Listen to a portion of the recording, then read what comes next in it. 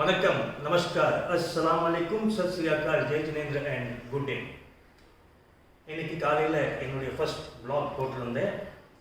Tamil Nadu elections அது சம்பந்தமாக அப்போ அப்டேட் டெய்லி ஒன்று கொடுக்குறேன் அப்படின்னு சொல்லியிருந்தேன். அடுத்த கட்டத்துக்கு நம்ம போகிறதுக்கு முன்ன எல்லோருக்கும் தெரிவிக்க வேண்டியது என்ன அப்படின்னாக்கா, தமிழகத்தில் மொத்தம் எத்தனை கான்ஸ்டிடியூவன்சிஸ் இருக்குது, அதில் எத்தனை டிஸ்ட்ரிக்டாக அதை நம்ம பிரித்து வச்சுருக்காங்க, அதில் எத்தனை மொத்தம் நம்ம மக்களில் ஓட்டர் லிஸ்ட் இருக்காங்க, அதை பற்றி நம்ம ஃபஸ்ட்டு பார்க்க போகிறோம். தமிழகத்தில் மொத்தமாக 237 தொகுதிகள் உள்ளன. இந்த 237 தொகுதிகள்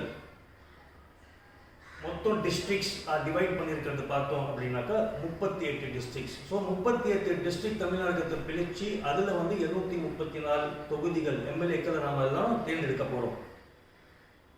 அடுத்த கட்டம் பார்த்தோம் அப்படின்னாக்கா, மொத்தம் தமிழகத்தில் as per election commission of India எத்தனை வாக்காளர்கள் இருக்காங்க அப்படிங்கிறது இப்போ நம்பர்ஸ் பார்க்க போகிறோம். மொத்தம் வாக்காளர்கள் தமிழகத்தில் அப்படின்னு பார்த்தோம்னாக்கா 5,67,07,380 பேர். 5,67,07,380 பேர் வாக்காளர்கள் மொத்தமாக உள்ளனர் தமிழகத்தில். இதில் ஆண்கள் அப்படின்னு எடுத்தோமேயானால் 2,77,38,925 பேர் உள்ளனர். பெண்கள் அப்படின்னு எடுத்தோமே ஆனால் 2,89,60,838 பேர் உள்ளனர்.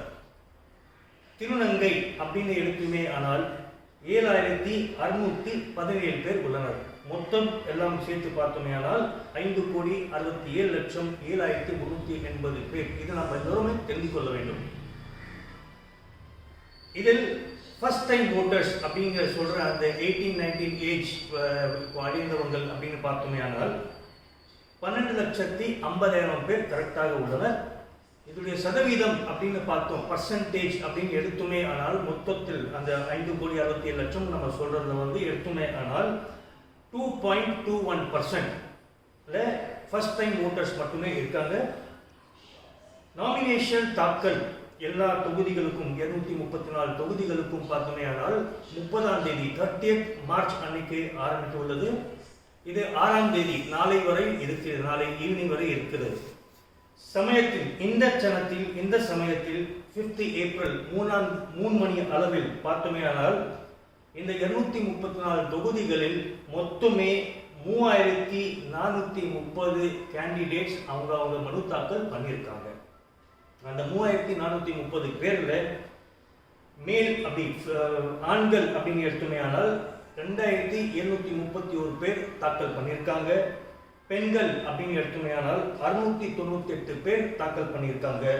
திருநங்கை அப்படிங்கிறது பார்த்தோமே ஆனால் 1 பேர் தாக்கல் பண்ணியிருக்காங்க.